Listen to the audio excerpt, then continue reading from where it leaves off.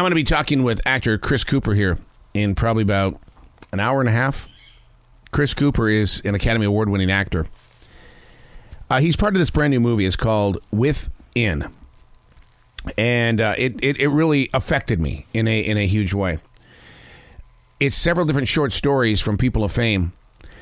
And what it's based on is how we were affected and infected by the lockdown, the pandemic, those 2 years where we were in our homes, and how we had to deal with relationships, how we dealt with fear, how we dealt with everything that a lot of us have pushed away already.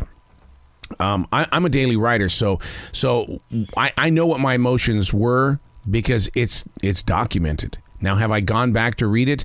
No. And this movie Within with actor Chris Cooper, I think what it's going to do is it's going to inspire me to go in there and explore, to see what was really, truly moving through the creative process and mind. I remember talking with a lot of people of fame, musicians and actors and authors and people who were in fear during the pandemic. And I got yelled at a lot as an interviewer. I did. Because I went there with a lot of questions. And the reason why was because I'm always thinking about you. Because I know that inside you is a writer, a performer, a singer, an actor, but you just don't let the world know it. And that you listen to this podcast probably in hiding. You're probably maybe at home, maybe with earbuds on, you're working out, you're doing something. And you're the one that I got yelled at for. God, that was mean. Because I just didn't want you to stop. And I mean that with my soul. Hey, this is Arrow. This is The Daily Mess. A chronological walk through an everyday world. I am a daily writer. We bear it all, baby. We bear it all. And it's all about just living life. And in prayer this morning, I actually asked God, I said, please don't make us the final generation. I mean, look at the state of the world with Russia and Ukraine, and look at NATO building up its wall. There was a guy last night, he was on the front line with me, and he was moving kind of slow, and he made it a point to tell me he was moving kind of slow, even though I already knew it, but he wanted to make it a point. I'm moving slow. He says, I've got a reason. And I go, really?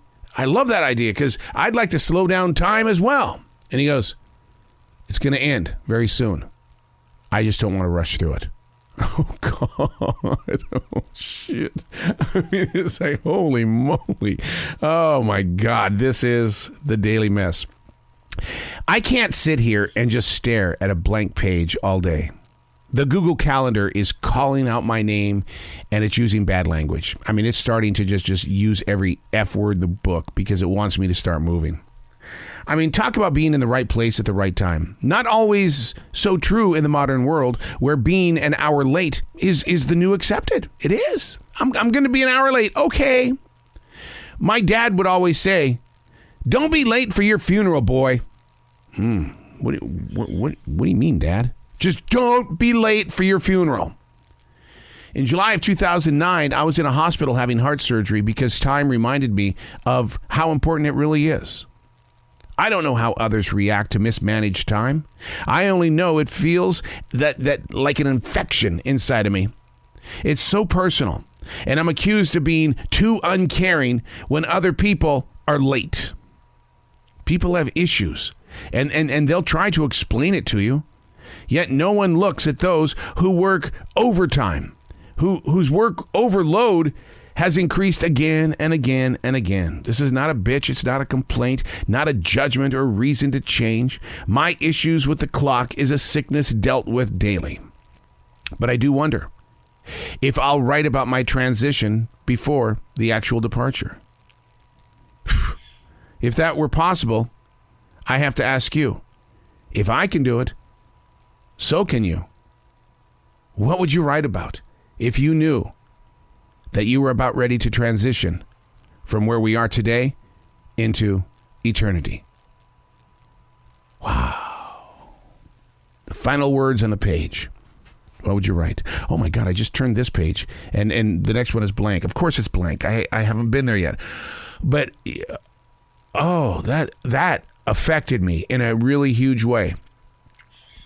Hold on, I gotta kind of get myself back together here again. I went from, your transition. If you knew that you were in transition, what would your final words be on the page? And then I turn the page and Jesus, it's blank. That because that's the way it's going to be. That's reality. And the universe and God put me right there in that place, and you happen to capture it right now. That's what happens. When you transition and you're on your way into eternity, the next page is going to be blank. What would you put on the final page? Would it be gratefulness? Would it be a thank you? Would it be an I love you? Would it be a bitch, a complaint? Would it be depression? Would it be something that talks about what you were taking before the transition to help calm the nerves? What would you put on the final page?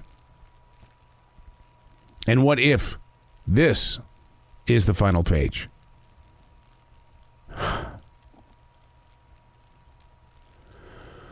Just breathe. It's heavy stuff.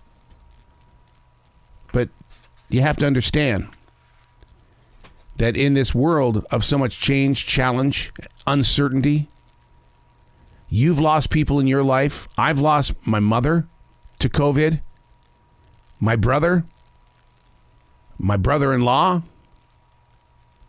I don't think they even thought about putting words on a final page.